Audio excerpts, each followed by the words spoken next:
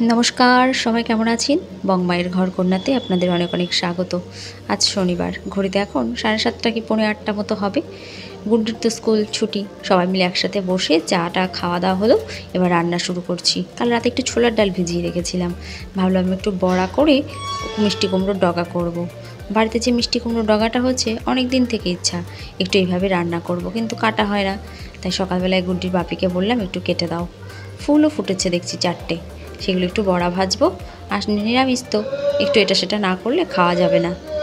একটু বড়া ভাজবো, একটু মিষ্টি কুমড়োর ডগা করব, এইসবই ইচ্ছে আছে।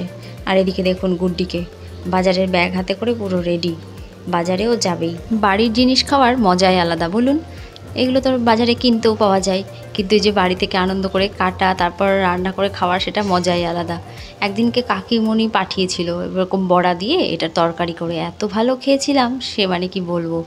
আমার মা অবশ্য করে ছোলার ডাল বাটা দিয়ে, মা আর বড়া করে না, নামানোর আগে দেখি ডাল বাটা দিয়ে ভালো করে ফুটিয়ে নামিয়ে নেয়, বেশ একটা থকথকে টাইপের হয়, ওটাও খেতে ভালো লাগে। কিন্তু এই বড়া দিয়ে করলে কি হয়, একটা শুকনো শুকনো তরকারি হয়, বেশ ওটাও খেতে ভালো লাগে। তা আজকে ইচ্ছা আছে এটা একটু করব। ও বাপির সাথে বাজারে যেতে যে এত ভালোবাসে কেন কি জানি। বাজারে গিয়ে ঘুরে ঘুরে এ দোকান সে দোকান থেকে জিনিস পছন্দ করে নেবে, তারপর আবার সব কিছু কেনা হয়ে গেলে দু একটা চকলেটেরও বায়না ওঠে, সেটা নিয়ে তারপর বাড়ি আসে। তরকারি সেরকম কিছু এখনও বানানো হয়নি, তাই ভাবলাম আগে বড়াগুলো ভাজতে থাকি। রাত্রে ডাল ভেজাতে গিয়ে দেখি খুব একটা বেশি নেই, ছোলার ডাল সামান্যই ছিল। আসলে ছোলার ডালটা আমাদের খুব একটা খাওয়া হয় না, যেটুকু ছিল দেখছি এই কটা বড়া হলো মাত্র। এদিকে গুড্ডির বাপিও চলে এসেছে বাজার নিয়ে, এই যে বরবটি নিয়ে এসেছে এবছরের নতুন সবজি, এটাও একটু দিয়ে দেবো ওই ডগার মধ্যে। আর পনির নিয়ে এসেছে, পনিরের রসা করব। আর একটু পাঁপড় এনেছে দেখছি, এই পাঁপড়গুলো ভাজবো, কি সুন্দর ঝুড়ি ঝুড়ি পাঁপড়। পটলটাকে তেলের উপর দিয়ে ঢাকা দিয়ে রেখে মিষ্টি কুমড়ো ডগাটাকে বানিয়ে নিতে পারবো। ডগা বানাতে একটু সময় লাগে, আর পটলটাও হতে একটু সময় লাগে। কি সুন্দর লকলক করছে দেখুন ডগাগুলো, একদম বাড়ির টাটকা সবজি তুলে নিয়েই রান্না করব। কি যে ভালো লাগছে, কোনো সার রাসায়নিক কিচ্ছু দেওয়া নেই, কি যে উপকার এগুলো খাওয়া। চলুন, পটল ভাজা হয়ে গেছে, এবার একটু কালো জিরে লঙ্কা দিয়ে বাকি সবজিগুলো দিয়ে দিলাম, আলু, পটল, বরবটি, মিষ্টি কুমড়ো। এবার নুন দিয়ে আর হলুদ দিয়ে এটাকেও খানিকক্ষণ ঢাকা রাখবো। বাজার থেকে যা কিছু কিনে আনছে তা তো সবই রাসায়নিক কেমিক্যাল এসব দেওয়া, সবই ভেজাল খাচ্ছি। তাই বাড়ির থেকে যেটুকু শরীরে যাই টাটকা জিনিস, মনে হয় যেন কতটা নির্ভেজাল শরীরে গেল আমাদের। ভাদ্র মাসে তো গ্রহরাজের পুজো হয়, যদিও অবশ্য আমি কোনো দিন করিনি, তবে আমার বন্ধু সানভির মা সে গত শনিবারে করেছিল। বলল যে উপোস আছে সারাদিন থেকে, বিকেলবেলায় মন্দিরে গেছে পুজো দিতে। তাই শুনে না আমারও ভারী ইচ্ছে হলো যে আমিও একটু যাব আজকে পুজো দিতে। এই যে সবজিগুলো ভাজা হয়ে গেছে, প্রেশারে তো একটু সিটি দিয়ে নিয়েছিলাম ডগাটা, সেই জলটাই তরকারির ভেতর দিয়ে দিলাম, তাহলে কিছুই ফেলা গেল না। এই যে এবার একটু বড়াগুলো ঝটফট ভেজে খেতে দেবো গুড্ডির বাপিকে।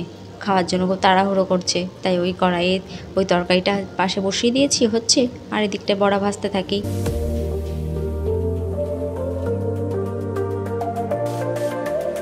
গুড্ডির বাপি তো শনিবার হলেই হাটে যায়, তা আজকে শনিবারে বলল কি হাটে যাবে না। আমি বললাম এইটাই আমার সুযোগ, এইটা হাতছাড়া করব না, আমি আজকেই উপোসটা করব। কেননা এরপরে শনিবারেও যদি আবার হাটে চলে যাই, তাহলে আমাকে আবার একা একাই মন্দিরে যেতে হবে গুড্ডিকে নিয়ে। বিকেলে তো গুড্ডির নাচের ক্লাস আছে, তাই পুজোর ডালা নিয়ে গুড্ডিকে নিয়ে একবারেই বেরোবো। আমি ঠিক জানি না যে কটায় পুজো শুরু হয় বা কটা পর্যন্ত হয়, আমি কিচ্ছু জানি না, তাই একটু আগে আগেই বেরোবো বাড়ি থেকে। আগে মন্দিরে যাব, গিয়ে যদি দেখি পুজো হচ্ছে তাহলে পুজোটা কমপ্লিট করে রেখে গুড্ডিকে নিয়ে ক্লাসে যাব। আর যদি দেখি পুজো দেরি আছে, তাহলে ক্লাসে গিয়ে ক্লাস থেকে আসার সময় মন্দিরে যাব। যে গুড্ডির বাপিকে ভাত বেড়ে দিয়েছি, এখন খেয়ে দোকানে যাবে। গরম গরম তরকারিটা নেমে গেছিলো, ওটাও দিয়েছি। চলুন এবার পনিরের রসাটা করে নিই, ভাজা তো হয়েই গেছে, মশলাটা কষিয়ে জল ঢেলে দেবো। এই পুজোয় তো সিন্নি প্রসাদ করতে হয়, তা আমার ওই বন্ধুটি বলল যে ও সিন্নি প্রসাদ নাকি করতে পারেনি, ফল নিয়েই শুধু গেছে পুজো দিতে। বাড়ি থেকে নাকি একটা টিফিন কৌটো নিয়ে গেছিলো, যে মন্দিরে বলেছিল একটু সিন্নি প্রসাদ দিতে, তা সেই কৌটোই করে বাড়ি নিয়ে এসেছিল। আমিও ভাবছি তাই করব।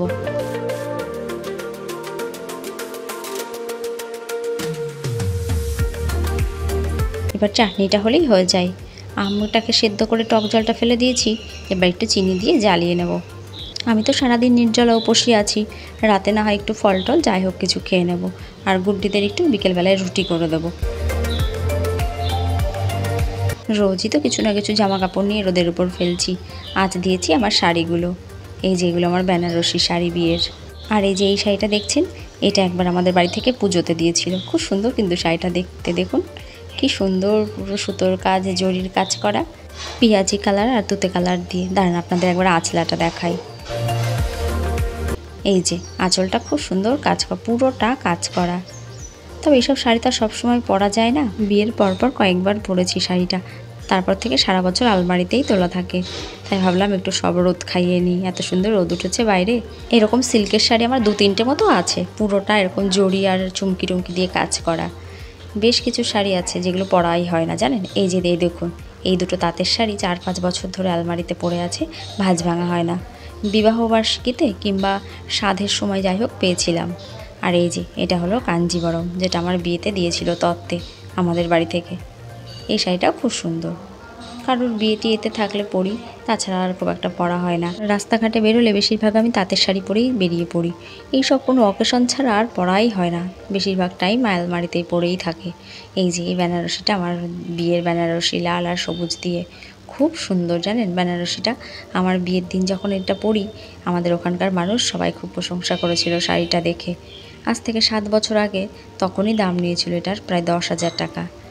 আর এটা আমাদের এই বাড়ির শাড়ি, বৌভাতে পরেছিলাম এটা। এটাও খুব সুন্দর, পুরো বডি কাজ করা, একদম খুব ভারী জানেন। আমার দুটো বেনারসি প্রচণ্ড ভারী। আজ যখন আলমারি থেকে বেরিয়েছে, ভাবলাম একবার আপনাদেরকেও একটু দেখিয়ে দিই, আবার যে কবে বেরোবে এরা। এখন 4টে মতো বাজে, রুটি করলাম আর কালকের একটু সুজি ছিল, তাই ভাবলাম গুড্ডির বাপিকে টিফিন দিয়ে দিই, খেয়ে তারপর দোকানে যাক। আর একটু ছানা করলাম গুড্ডির জন্য, দুজনেই খেয়ে নিই, ততক্ষণে আমি একটু রেডি হতে থাকি।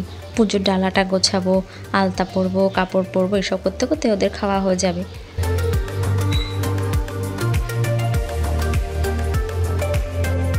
এই যে পুজোর ডালাটাও সাজিয়ে ফেলেছি, মোমবাতি নিয়েছি, দুটো ধূপকাঠি, গুড্ডির বাপি আবার একটা নীল ফুলের মালা নিয়ে এসেছিল, সেই মালা, 5 রকম ফল নিয়েছি, আর একটু সন্দেশ নিয়েছি, আর দক্ষিণা। উপোস করে আছি সারাদিন, খিদে কিন্তু পাচ্ছে না, কিন্তু মাঝে মাঝে প্রচণ্ড জল তেষ্টা পাচ্ছে জানেন, এই আর কি। মন্দিরে এসেছিলাম, তার ওখানে এক মহিলা বললেন ঠাকুরমশাই আসতে এখনও অনেক দেরি, তাই ফিরে যাচ্ছি। এখানে আবার গণেশ চতুর্থীতে গণেশ পুজো হচ্ছে, কি সুন্দর। ভেতরে আর যাবো না, ক্লাসে দেরি হয়ে যাবে। এখানে আবার লাড্ডু দিচ্ছে সবাইকে।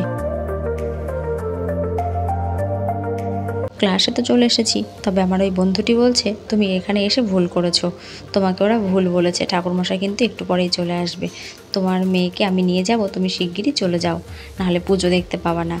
পাঁচালি পড়াটাও একটু শুনতে পারবা না, উপোস করে আছো, পাঁচালিটা একটু শুনবা, যাও চলে যাও তুমি। আর এখান থেকে আমাকে ওই দিদি আবার পুজোর জন্য টাকাও দিচ্ছে, বলছে তুমি যাচ্ছ যখন একটু সন্দেশ কিনে দিও আমার নাম। তাই আমি আবার মন্দিরেই চলে যাচ্ছি এখন। আর বন্ধুটির বাড়িও আবার মন্দিরের কাছেই, তাও বললো তুমি চলে যাও, তোমার মেয়েকে আমি নিয়ে তোমার কাছে দিয়ে দেবো। ভাগ্যিস ওর কথা শুনে চলে এসেছিলাম, না হলে তো এসে পুজোটাই আমি দেখতে পেতাম না, পুজোটা শেষ হয়ে যেত। বাইরে আবার ঝিরঝির করে বৃষ্টিও শুরু হয়ে গেছে। চলুন এবার একটু পুজোর কাছে গিয়ে বসি। কত মানুষ উপোস করেছে দেখুন, কি সুন্দর। এদের বোধহয় এখানেই বাড়ি কাছাকাছি। ঠাকুরমশাই আবার দেখছি নীল বসন পড়ে আছে, কি সুন্দর। অনেকে আবার দেখছি নীল মোমবাতি নিয়ে এসেছে, আমার তো জানা নেই, আমি আবার সাদা মোমবাতি নিয়ে এসেছি। এই যে গুড্ডিকেও দিয়ে গেছে আমার কাছে। পাঁচালি শেষ হলো, এখন আবার আরতি শুরু হয়েছে, এরপরেই হবে অঞ্জলি আমাদের। জানি না এবছর হঠাৎ কেন এই পুজো দিতে মন চাইলো, সবই হয়তো ভগবানের ইচ্ছে। যাই হোক, ভগবান যেন সব বাধা বিপদ কাটিয়ে দেয়। পুজো তো শেষ, এবার বাড়ি গিয়ে প্রসাদ মুখে দিয়ে আগে একটু জল খাবো। চলুন তাহলে ভিডিওটাও আজ এখানে শেষ করি। সবাই ভালো থাকবেন, সাবধানে থাকবেন। ভিডিওটি কেমন লাগলো আমাকে কমেন্ট করে জানাবেন। আর ভিডিওটি যদি কোথাও ভালো লেগে থাকে একটা লাইক করবেন। নমস্কার, দেখা হবে আবার পরের ভিডিওতে।